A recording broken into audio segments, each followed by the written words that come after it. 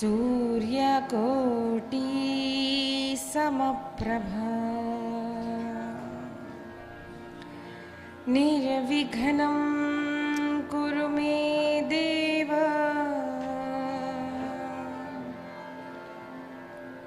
सर्वकार्येषु सर्वदा। मातृदेवो भव पितृदेवो भव अतिथिदेवो भव आचार्यदेवो भव परस्परदेवो भव। परात्पर परब्रह्म परमेश्वर जगदीश्वर जगन्नाथ परम कृपालु दयालु भक्त वत्सल करुणावत्सल मेरा कृष्ण, इनकी कृपा से अत्यंत दुर्लभ सत्संग श्रीमद् भागवत रूप से हमको प्राप्त हुआ है। भागवत का महात्म्य प्रथम स्कंद में कपिल गीता, द्वितीय स्कंद में चतुश्लोकी भागवत, करदम देवहूति का संवाद कपिल गीता तृतीय स्कंद में, चतुर्थ स्कंदों का 4 प्रकरण, पंचम स्कंद में भरत की कथा, षष्ठम स्कंद में नामाभास की नाम की महिमा, सप्तम स्कंद में प्रहलाद चरित्र, अष्टम स्कंद में गजावतार, समुद्र मंथन के अनेक अवतार, वामन की कथा, मत्स्यावतार, नवम स्कंद में सूर्यवंश और चंद्रवंश, चंद्रवंश में भगवान श्री कृष्ण का प्राकट्य और वसुदेव जी का, छोटे से कन्हैया का गोकुल ले जाना, वहां पर जो यशोदा मैया को कन्या प्राप्त हुई थी उसे लेकर मथुरा आना और नंदोत्सव हमने कल तक श्रवण किया है। नंदस्त्वात्मज उत्पन्ने जाताह्लादो महामनाः आहूय विप्रान् वेदज्ञान् स्नातः सुचिरलङ्कृतः वाचयित्वा स्वस्त्ययनं जातकर्मात्मजस्य वै कारयामास विधिवत् पितृदेवार्चनं तथा। शुकाचार्य वर्णन करते हैं, राजन, वसुदेव और देवकी के कारागृह में साक्षात चतुर्भुज नारायण भगवान प्रकट हुए और वसुदेव जी से कहा, बाबा जब मैं बाल रूप में प्रकट होऊंगा तब मुझे आप नंद भवन ले जाइए। नंद बाबा के पास जो कन्या है उसे ले आइए। तो देवकी मैया रोने लगी। भगवान ने कहा, मैया अब चिंता मत करना, कुछ वर्ष में वहां रहूंगा, फिर मैं आपके पास आऊंगा। जब यह बात सुनी तो वसुदेव देवकी को आनंद हुआ। 6 पुत्रों को मारा गया। 7वां पुत्र जो संकर्षण से भगवान ने रोहिणी के गर्भ में स्थापित किया था, लेकिन देवकी माता को पता नहीं था। अब 7 पुत्र नहीं रहे, 8वां भी चला जाएगा। माता पिता को अत्यंत दुख हुआ था। जब भगवान का आश्वासन सुना तब वसुदेव जी ने छोटे से कन्हैया को गोकुल पहुंचा दिया। गोकुल में क्या हुआ? नंदस्त्वात्मज उत्पन्ने, नंद का आत्मज नंद को प्राप्त हुआ है। पुत्र को आत्मज कहा जाता है। छोटा सा पुत्र अत्यंत सुंदर है, नीलमणि समान है। सभी रात में सोए हुए थे। प्रातः काल हुआ और नंद बाबा की बहन वहां पर आई और सुनंदा जी ने देखा कि यशोदा माता के अंक में एक छोटा सा नीलमणि अत्यंत सुंदर बालक प्राप्त हुआ है। और इतना आनंद हुआ कि दौड़ दौड़ कर जाकर कहने लगी, बाबा बाबा बधाई हो, आपको पुत्र की प्राप्ति हुई है। नंद बाबा को आनंद हुआ, सारे गोपों ने सुना, यह वार्ता गोपियों तक पहुंची। अनेक गोप आए, नंद बाबा को आज कहा, बाबा आप कभी श्रृंगार करते नहीं हो, आज हम आपकी बात नहीं मानेंगे। बाबा आज आपको श्रृंगार करना ही पड़ेगा। और नंद बाबा ने स्नान किया, सुंदर श्रृंगार किया है, अनेकों विप्रों को बुलाया, बहुत सारा गोधन नंद बाबा ने दान में दिया है। वस्त्र है, अलंकार है, मोती है, सुवर्ण है, रत्न है, खूब खूब दान नंद बाबा ने दिया। और सारे गोपों को आनंद हुआ। यहां गोपियों की अवस्था क्या थी? सारी गोपियां अपने अपने घर में सज धज रही थी कि अरे हम कन्हैया के दर्शन करने जाएंगे तो ऐसे नहीं जाएंगे, हम सभी सुंदर श्रृंगार करके जाएंगे। ऐसा वर्णन आया है भागवत में। गोप्यश्चाकर्ण्यमुदिता यशोदाया सुतोद्भवम् आत्मानं भूषयाञ्चक्रुर् वस्त्राकल्पाञ्जनाधिभिः। शुकाचार्य वर्णन करते हैं, राजन, गोप्यश्च चाकर्ण्या मुदिता, अत्यंत आनंदित गोपी देर से आई। और स्त्रियों को ऐसा होता है ना, पतिदेव तो झट से तैयार हो बैठते हैं, माताएं कहती बस 5 मिनट, बस 2 मिनट, बस 2 मिनट, कहते कहते तो 1 घंटा यूं ही निकल जाता है। होता है कि यही गोपियों के साथ भी हुआ। अरे अभी चलेंगी, सुंदर श्रृंगार किया है। देखिए हमारे सनातन धर्म में श्रृंगार का भी बहुत महत्व है। हमारे यहाँ कन्या हो, विवाहिता माता हो, वृद्धा, सभी हमारे पास बड़ा तिलक लगाकर, सुंदर फूलों का अलंकार धारण करके, हाथ में चूड़ियां, पैरों में पैंजन, करधनी, गले में अनेक प्रकार की मालाएं, ये सब हमारे सनातन धर्म के संस्कार है। हमारे यहाँ कभी भी स्त्री बिना अलंकारों की देखी नहीं जाती थी। इसीलिए आप देखिए, पारंपरिक दागिने म्हटलं ना, आपल्या महाराष्ट्राचेच पहा, गजराहार किती किती आहेत, मंगलसूत्र आहे, तोड़े, इतने आप हर प्रांत में देखिए।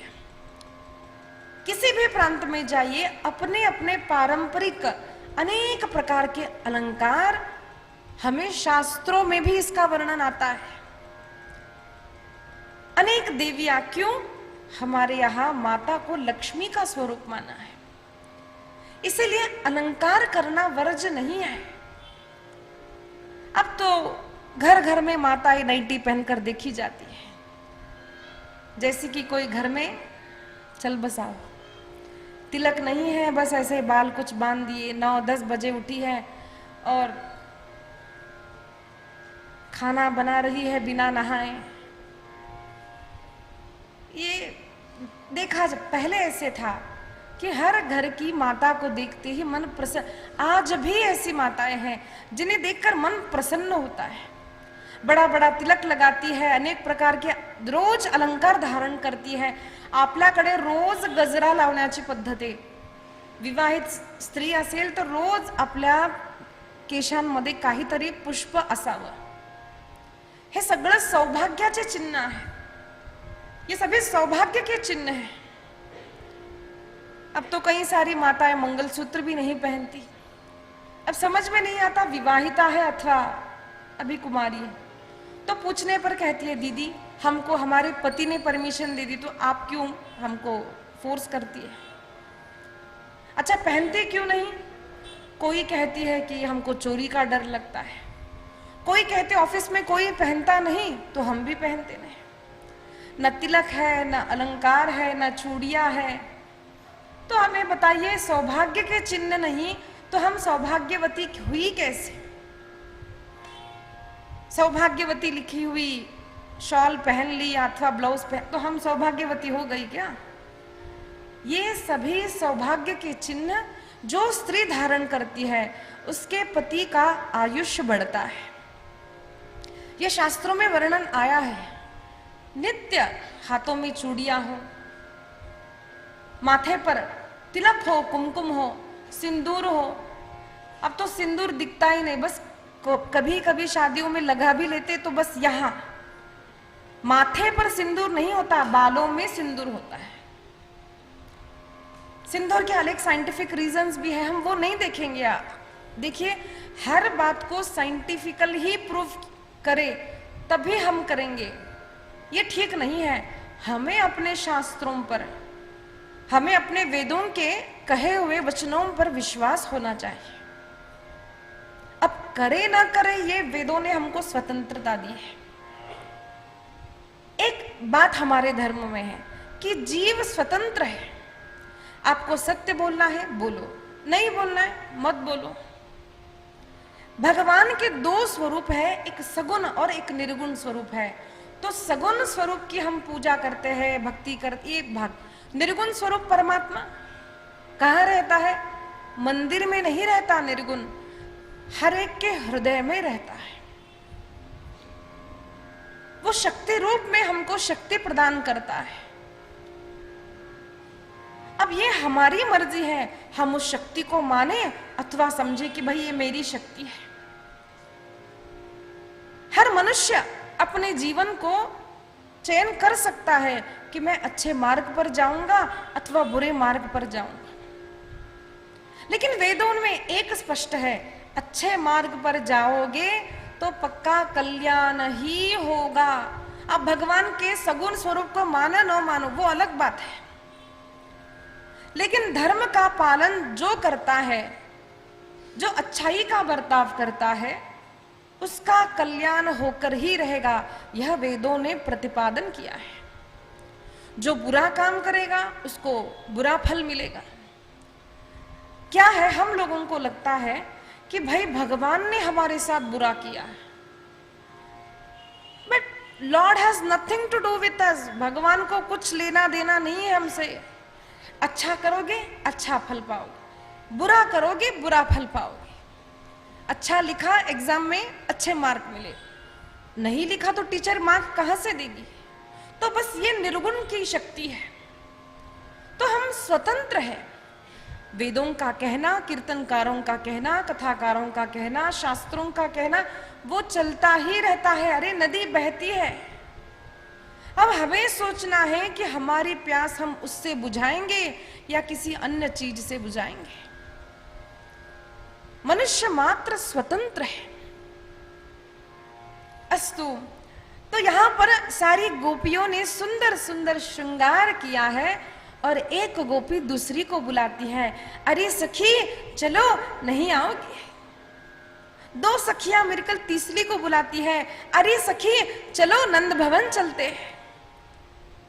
अनेक गोपियों की टोलियां टोलियां निकली है और सारी गोपियां लाला का दर्शन करने के लिए नंद भवन आई है।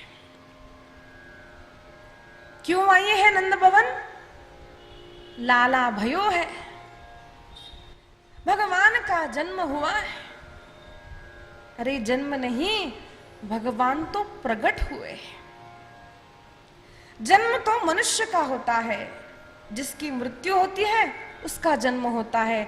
भगवान की मृत्यु नहीं है, भगवान का जन्म नहीं है, भगवान प्रकट होते हैं। प्रकट होना यानी क्या है? जहां नहीं है वहां आना, ऐसा नहीं है। अरे भगवान तो सर्वत्र है, हरि व्यापक सर्वत्र समाना, प्रेम ते प्रकट होई में जाना। भगवान कहते हैं अरे मैं तो सर्वत्र हूं। जिस प्रकार से दूध में मलाई माखन माखन कण कण में होता है, लेकिन बताइए क्या दूध में माखन दिखता है हमको? नहीं दिखता। अगर किसी बच्चे को कहा बेटा दूध में माखन है, तो वो पूछेगा माँ माखन तो दिखता नहीं, आप तो झूठ बोल रहे हो। तो क्या हम झूठ बोल रहे हैं? नहीं। तब माँ बताती है बेटा उस दूध का दही बनता है, दही का छाछ बनाया जाता है, और उसको जब बिलोया जाता है, उसका जब बार बार मंथन किया जाता है, तब उसमें से जो माखन है पहले से वह प्रकट होता है। नहीं है कहीं से आया, ऐसा नहीं है। इसी प्रकार से संसार के चर अचर में भगवान स्थित है। सर्वत्र भगवान समान है, बस जिस भक्त के हृदय में प्रेम प्रकट हो गया, प्रेम से बार बार जब उस प्रभु को बुलाया जाने लगा, प्रेम ते प्रगट होई मैं जाना, तब वहां पर भगवान एक विशिष्ट रूप में प्रकट होते हैं। तो यहां पर भी भगवान का जन्म नहीं है। भय प्रगट कृपाला दीन दयाला कौशल्या हितकारी, साक्षात भगवान छोटे से लाला के रूप में प्रकट हुए हैं। सारी गोपियां आती है, सारी गोपियों ने देखा कि गोरी गोरी यशोदा मैया के अंक में सावला सावला लाला है। सारी गोपियां रिक्त हस्त नहीं आई थी, कुछ न कुछ कन्हैया के लिए लेकर आई थी। हाथ में रखा है और सब एकटक कन्हैया को देखती है। कन्हैया के नेत्र कैसे है, कन्हैया के हाथ कैसे है, और बस भूल जाती है कि हाथ में कुछ रखा है। अपने आप वस्तु गिर जाती है, समझ नहीं आता। एक सखी कहती है, अरे सखी देख, ऐसा लगता है जैसे गोरी गोरी यमुना में नील कमल प्रकट हुआ हो, वैसे गोरी गोरी यशोदा मैया के अंक में नील मणि समान छोटा सा लाला है।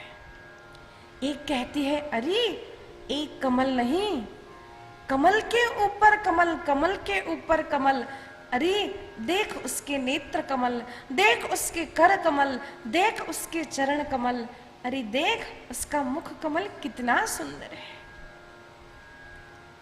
एक ने कहा, सखी अरे इसने तो देखते ही मेरे मन को मोह लिया। और सारी गोपियां एकटक देखती रह गई, पता ही नहीं चला कि हाथ से कब वस्तुएं गिर गई। तब मां बुलाती है, अरे खड़ी क्यों हो, आओ। तब एक गोपी ने जैसे ही कन्हैया को अंक में लिया, उसे समाधि लग गई। कन्हैया के स्पर्श से समाधि लग गई। तब दूसरी कहती है, अरे मुझे तो दे। सभी मेरे मुझे दो कहती है। तब मां कहती है, अरे संभाल के, लाला बहुत छोटा है अभी। अरे सखियों, ये सब तो आपके कृपा से ही तो हुआ है।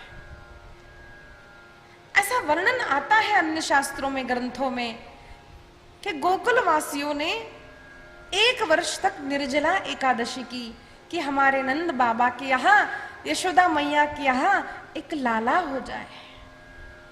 30 एकादशियां पूर्ण हुई थी, 24वीं पूर्ण आने ही वाली थी, और अष्टमी के दिन भगवान श्री कृष्ण का प्राकट्य।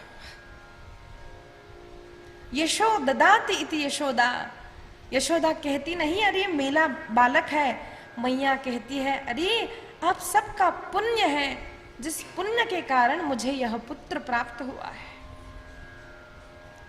एक बात याद रखिए, हमारे जीवन में यश, कीर्ति, विद्या, धन जो भी प्राप्त होता है, परिवार, संतति, वो सभी का सब बड़ों के आशीर्वाद से प्राप्त होता है। मेरे गुरुदेव कहते हैं कि सभी को प्रणाम करना, सभी का आशीर्वाद लेना। जिसके साथ सबका आशीर्वाद होता है उससे सर्वेश्वर प्रसन्न होते हैं। सबको प्रणाम करो, सभी का आशीर्वाद ग्रहण करो। इसीलिए प्रयत्न करती हूं मैं भी सबको प्रणाम करूं, सबका आशीर्वाद प्राप्त हो। आज यशोदा मैया ने बहुत स्तुति की है गोपियों की। सारी गोपियां अत्यंत आनंदित होती है लाला को देखकर। वहां पर गोप बहुत सारी हंडियां लाते हैं दूध की, दही की, माखन की, और एक दूसरे पर बौछार करते हैं। सारे उत्सव मनाते हैं, गीत गाते हैं। छुम छुम बाजे, छुम छुम बाजे घूघरिया,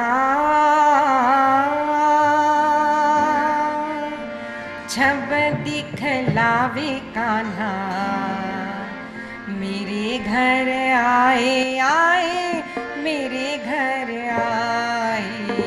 छुम छुम बाजे, छुम छुम बाजे।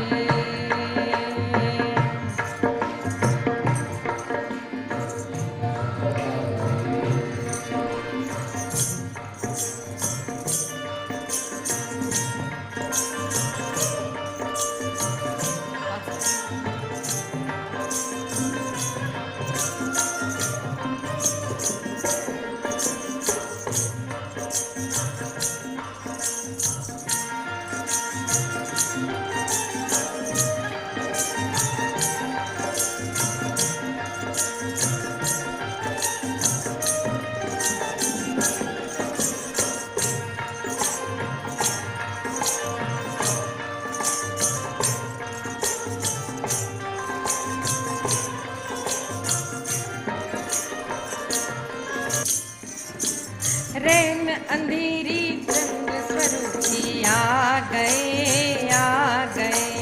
रैन अंधेरी चंद्र स्वरूपी आ गए, आ गए। मात यशोदा और सखियन को भाग गए, भाग गए। मात यशोदा और सखियन को भाग गए, भाग गए। रैन अंधेरी चंद्र स्वरूपी आ गए, आ गए।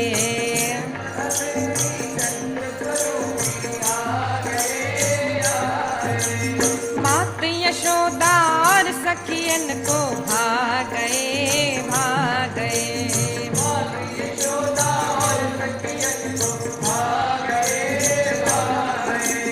कांधे काली, कांधे काली कांवलिया,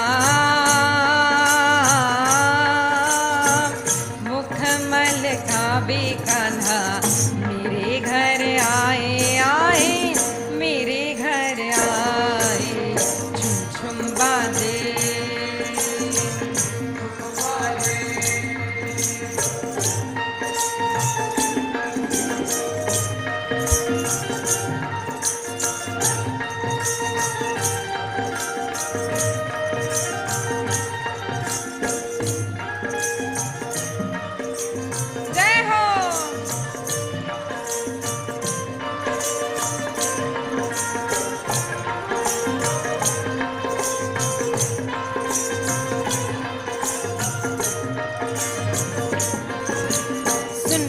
बंसी सखियां सुध बुध खो गई, खो गई।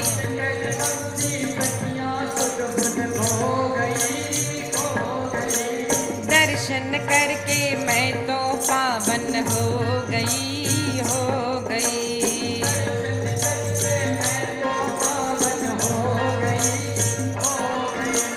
सुनकर बंसी सखियां सुध बुध खो गई,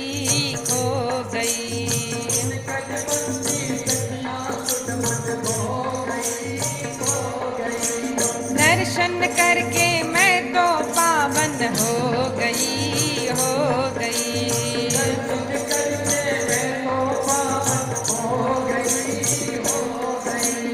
ऐसे प्यारे, ऐसे प्यारे सावरिया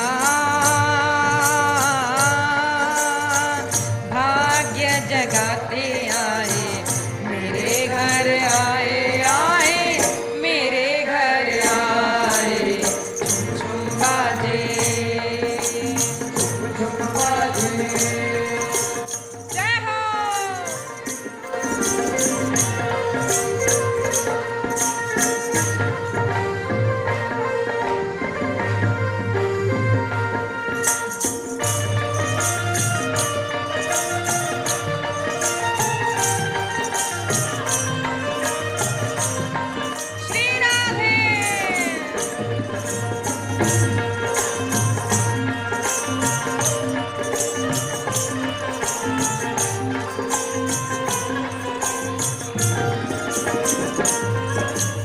भादो बदिया ठमकी रैन सुहावनी सुहावनी सुहावनी आनंद मंगल गावे सब गज गामिनी गामिनी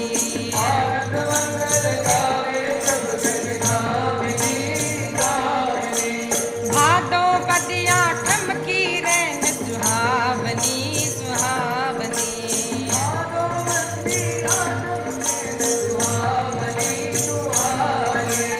आनंद मंगल गावे सब गज गामिनी गामिनी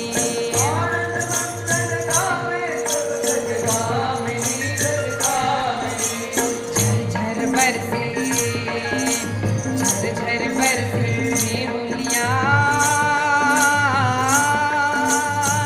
सतर शाह गुण तो गावे रंग उड़ाते आए मेरे घर आए झुम बाजे झुम बाजे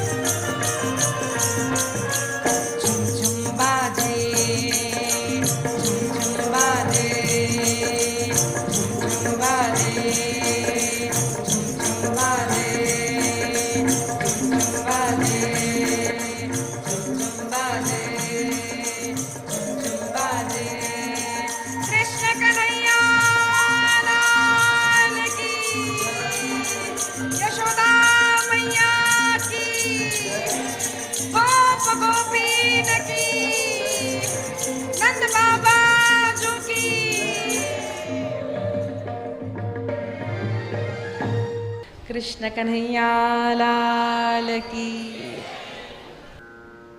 शुकाचार्य महाराज वर्णन करते हैं राजन, सारे गोप गोपियां एकत्रित हुई, बहुत सारा दूध, बहुत सारा दही, माखन सब कुछ लाए हैं और एक दूसरे पर डाल डाल कर, लगा लगा कर दूध दही की होली खेलते जा रहे हैं।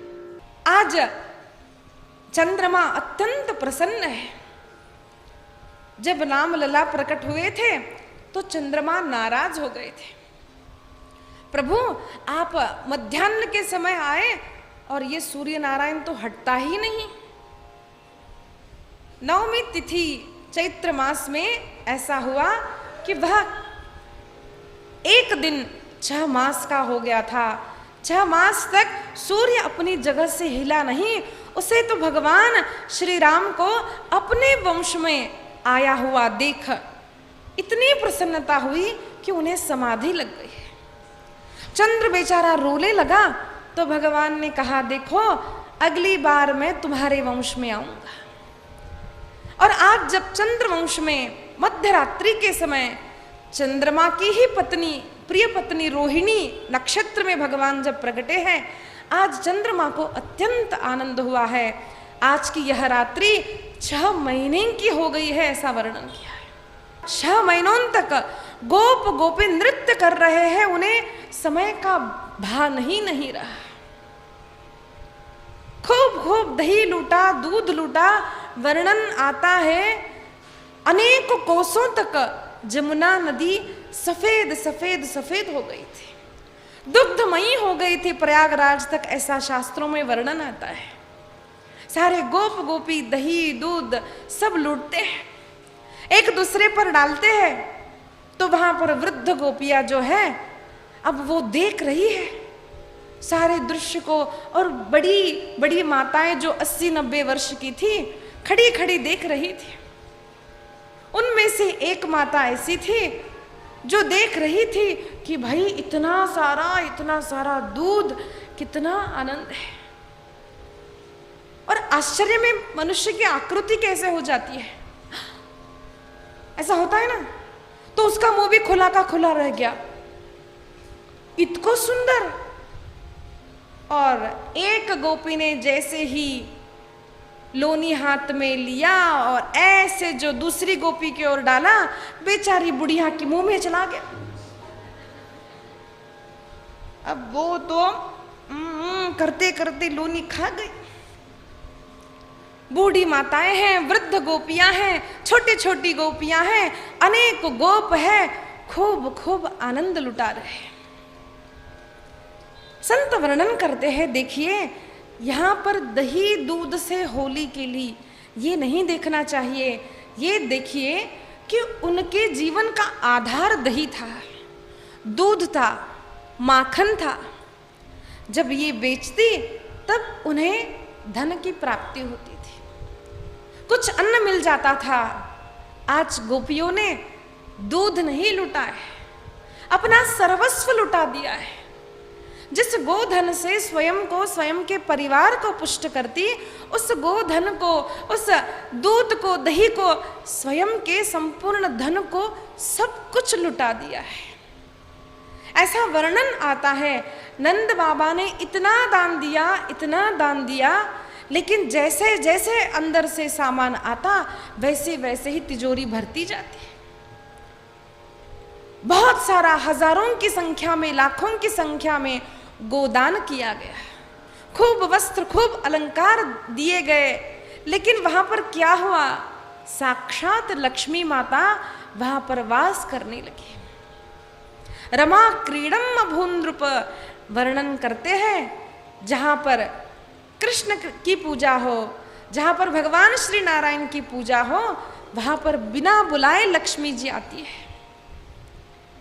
केवल लक्ष्मी जी की पूजा करे तो वो आए ना आए वो अलग बात है, लेकिन जहां नारायण की पूजा है वहां न बुलाने पर भी लक्ष्मी जी आती है, ऐसा वर्णन है।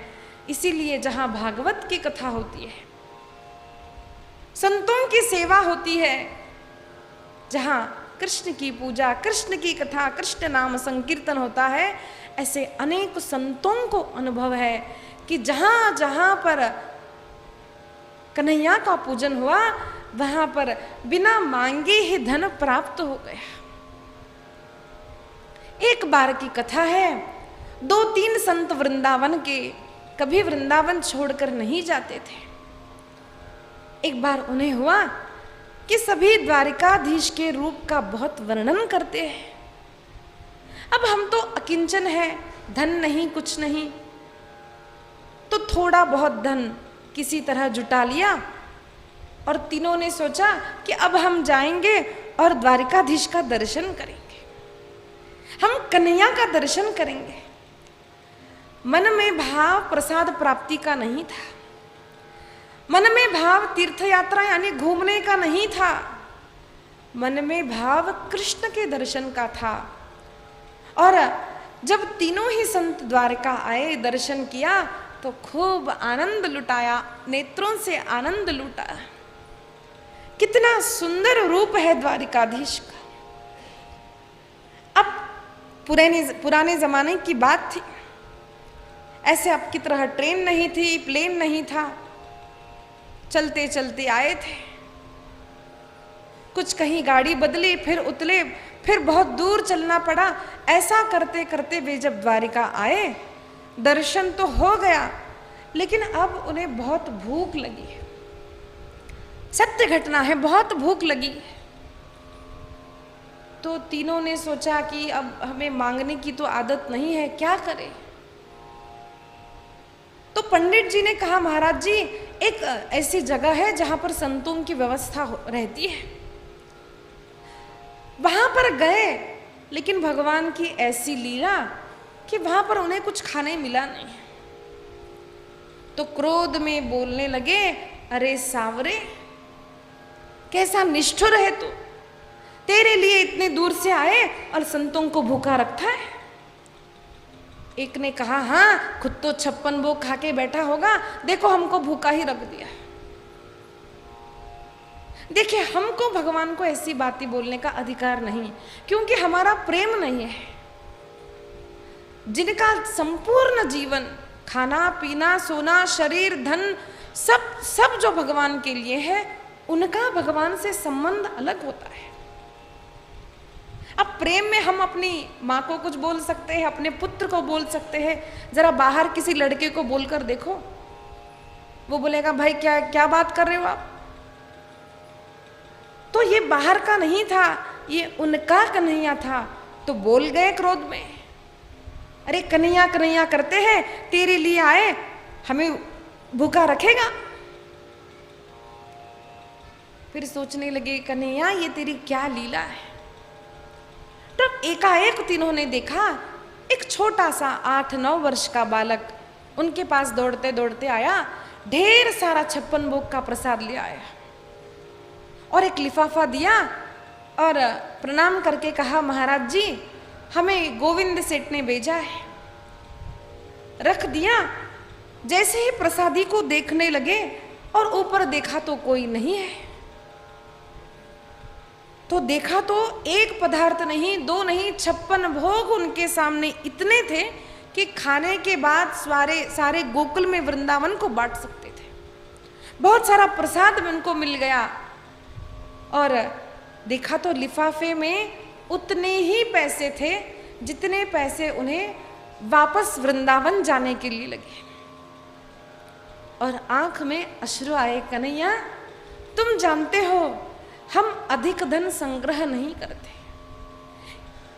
और कम भी नहीं दिया, हम ठीक से वृंदावन पहुंचे, हमारी व्यवस्था कर दी, हमारा पेट भी भर जाए और सबको प्रसाद भी मिले, इतना तूने दिया कन्हैया, लेकिन एक बार भी बोला नहीं है। मनुष्य का स्वभाव है, 1 रुपए देता है, 10 रुपए देता है, बार बार बोलता है।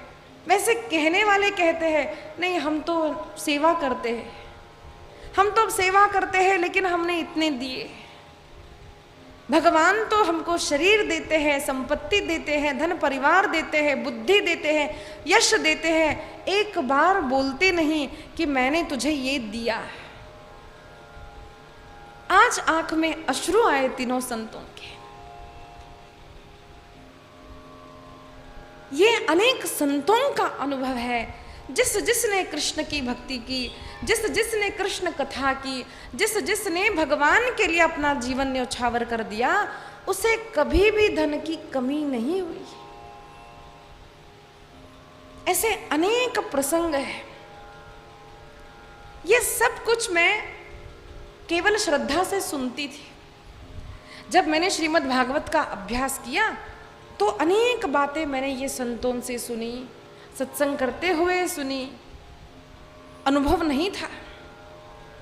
2 बार मैंने अपनी कथा में अनुभव किया कि एक बार महाराष्ट्र के परली वैद्यनाथ में मेरी कथा थी। वो कथा भी कैसे तय हुई देखिए। मेरी पाथरुड में कथा थी महाराष्ट्र में, तो वहाँ से जब मैं लौट आ रही थी ट्रेन के लिए, तो एक ड्राइवर काका ने हमको छोड़ा। अब हमारे लिए रुके हुए थे, तो अंतिम की कुछ आधे 1 घंटे की कथा सुन ली। अब कथा पूरी हो गई, हम लोग सब सामान पैक करके बैठ गए गाड़ी में। तो हमको छोड़ने के बाद उन्होंने कहा, दीदी हमको आपकी कथा करने की इच्छा है। तो हमने सोचा कहने वाले तो बहुत होते हैं, ठीक है, कहा ठीक है काका जी जरूर करेंगे। एक ड्राइवर व्यक्ति साधारण से घर में रहने वाला, अब उनके बार बार फोन आने शुरू हो गए, दीदी हमको कथा करनी है, आप आशीर्वाद दीजिए, दीदी हमको कथा करनी है, आप आशीर्वाद दीजिए। और 6 महीनों के बाद योग बन गया, तिथि निकली, कथा के लिए हम गए। वहाँ पर कथा प्रारंभ हुई। जब मैं वहाँ पर गई थी तो उनके घर के ही पीछे कुछ जगह थी, सारे पेड़ पौधे सब गंदा था। तो उन्होंने कहा, दीदी बस 2 घंटे की बात है, कथा 3 बजे शुरू होगी, अभी साफ करवा दूंगा। कुछ भी तैयारी नहीं, 2-3 घंटे में झट से सब साफ हो गया, पंडाल लग गया। अब धीरे धीरे लोग आने लगे। कथा सबको अच्छी लगने लगी। 1 दिन 2 दिन व्यतीत हो गए और ये प्रसंग जब मैंने कहा 5वें दिन, उस दिन काका जी मेरे पास आए। इस प्रसंग में मैंने एक सत्य घटित घटना ऐसे ही संतों की, संत श्री डोंगरी जी महाराज जी के वर्णन की, तो मेरे पास आए, रोने लगे। कहा दीदी मैं आपको सत्य बोलता हूँ, जब मैंने कथा का संकल्प किया, आपको यहाँ बुलाया, तो मेरे हाथ में 2000 से बढ़कर पैसे नहीं थे। रोते हुए मुझे बोलने लगे मेरे पास पैसे नहीं थे। फिर दीदी 2 दिन 3 दिन हुए, 24,000 मुश्किल से आए। अब मैंने तो पत्रिका में छाप दिया था कि समाप्ति में सबका भोजन होगा। दीदी क्या होगा पता नहीं, लेकिन मुझे विश्वास है जैसे आज आपने कहा सब ठीक हो जाएगा। मुझे विश्वास है दीदी। और विश्वास जताकर चले गए। मैंने भगवान से प्रार्थना की और सत्य कहती हूँ अंतिम दिन उन्होंने सोचा था जितने लोगों को खिलाना उससे अधिक लोगों को खिलाकर इतने लड्डू बच गए। फिर से उन्होंने सारे गांव में बांट दिए। मैंने देखी है ये स्थिति, मैंने खुद अनुभव की है। तब मुझे अनुभव आया कन्हैया ये मुझे अनुभव दिलाने के लिए, अपने भक्तों को अनुभव दिलाने के लिए कि शास्त्रों के वचन गलत नहीं होते। और एक जगह भी ऐसा ही हुआ। रविवार का दिन था, महाराष्ट्र की ही घटना है। अब सिलेंडर कम पड़ गए, 5000 लोगों का वहां पर भोजन होता था। पट्टी वडगांव की कथा है। तो सिलेंडर कम पड़ गया और भोजन के लिए कुछ वस्तुएं कम पड़ गई। तो मेरे माँ के मामा जी ने ये कथा कराई थी उनके गांव में। तो उन्होंने मुझसे कहा बेटा पता नहीं क्या होगा, आज तो ऐसी ऐसी व्यवस्था हो गई। तो मैंने कहा, वो पूर्व का अनुभव था, मैंने कहा नाना जी आप चिंता मत कीजिए, भगवान है ना सब ठीक करेंगे। भगवान से प्रार्थना की प्रभु मेरा विश्वास कभी गलत मत होने देना। और मैंने देखा कि नाना जी ने बाद में आकर कहा बेटा तूने जैसे कहा था वैसे हो गया, जो कम पड़ा था वो अपने आप कहाँ से आया पता नहीं, नहीं तो संडे के दिन, रविवार के दिन यहाँ पर सिलेंडर मिलना बहुत मुश्किल है। लेकिन 5000 लोगों का भोजन बनाना था उस दिन, व्यवस्था हो गई। कैसे हुई? रमा क्रीडम अभून द्रुप। इसीलिए ऐसा कभी मत सोचना हम धन खर्च कर रहे हैं, हम 10 खर्च करते हैं, हमारी तिजोरी में भगवान 20 डाल रहे हैं, याद रखना। इसलिए डरना नहीं, भगवान की शरण ग्रहण करके भगवान के लिए खूब लुटाओ। आप देखो होने के बाद यश भी मिलता है और उतनी ही धन और संपत्ति भी मिलती है, क्योंकि संत कहते हैं रमा क्रीडम अभून्द्रुप।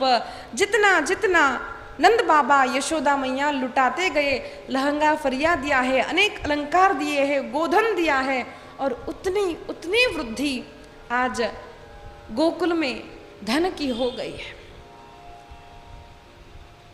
नंद बाबा ने, गोप गोपियों ने सुंदर उत्सव मनाया है, उसे नंदोत्सव कहा गया है। शुकाचार्य वर्णन करते हैं राजन, गोकुल में तो आनंद है, लेकिन मथुरा में क्या हुआ? मथुरा में रात्रि का समय था और वसुदेव जी ने जैसे ही बालिका को लेकर पुनः कारागृह आए, अपने आप बेड़ियां लग गई, दरवाजे बंद हो गए। तब एकाएक कन्या ने आवाज की, ट्याऊ ट्याऊ, और कंस घबराया।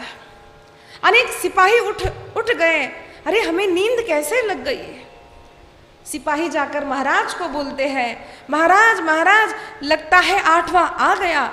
और कंस दौड़ता दौड़ता दौड़ता आया, कारागृह के दरवाजे खोल दिए और देखता है तो क्या, अरे 8वां यानी पुत्र नहीं है, ये तो कन्या है।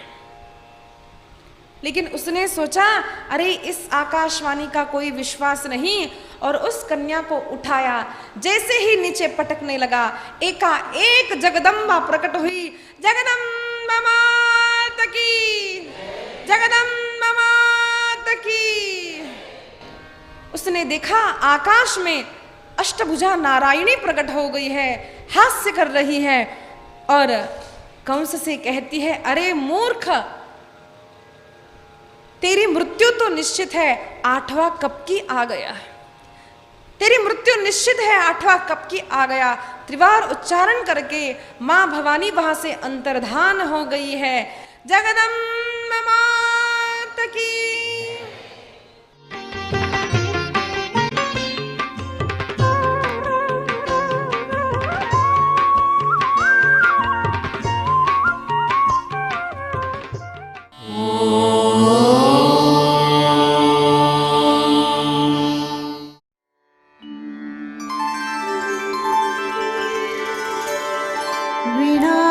वेङ्कटेशं ननाथो ननाथः सदा वेङ्कटेशं स्मरामि स्मरामि। हरे वेङ्कटेश प्रसीद प्रसीद। प्रियं वेङ्कटेश प्रयच्छ प्रयच्छ।